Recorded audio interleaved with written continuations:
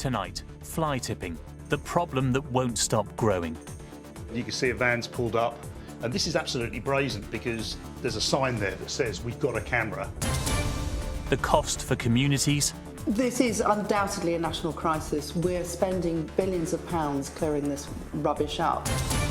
The people taking action. As I walked down the river, it was maybe 50, 60, 80, 100 loads of asbestos had been dumped in that river. So how can we clean up Britain? Fines should be considerably increased, including actually up to custodial sentence in the most egregious cases. Good evening, Happy New Year and welcome to the Tonight programme. It's a scourge on our countryside and it blights our towns and cities. And according to a recent report, fly tipping has reached a 10-year high, whilst enforcement has dropped to a 10-year low. But what is being done to stop it? Michelle Ackley has been finding out.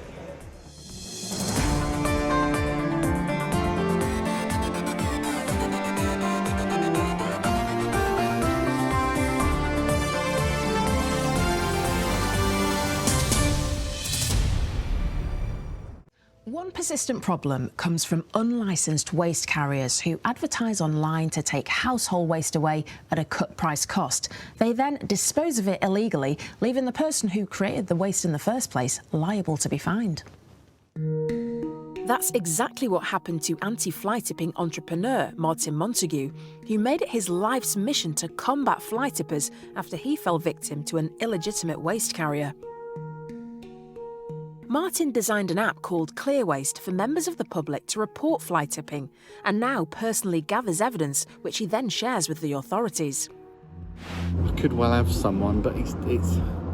His activities monitoring fly tipping have led to him getting up close and personal with waste criminals. One stakeout in London took a dramatic turn. In the evening, I took position in a bush around the back of the property. About half an hour later, a Ford tipper truck turned up and then started fly tipping a huge load of waste off the back. So I drove in to try and get the registration plates, and there were none. There he is. Go, do it. And then after they tipped their load, they chased us through London. Go, go, go. I've got to say, I was pretty scared. I'm right next to a waterway that is completely full of asbestos. Martin also regularly comes across toxic materials dumped in the countryside. He recently found an area littered with what he strongly suspects was asbestos. As I walked down the river, it was maybe 50, 60, 80, 100 loads of asbestos had been dumped in that river. It's all over. The damage that is doing to the local wildlife. It's where these crops come from that we eat, you know, it's food. It's not good being watercourses like that.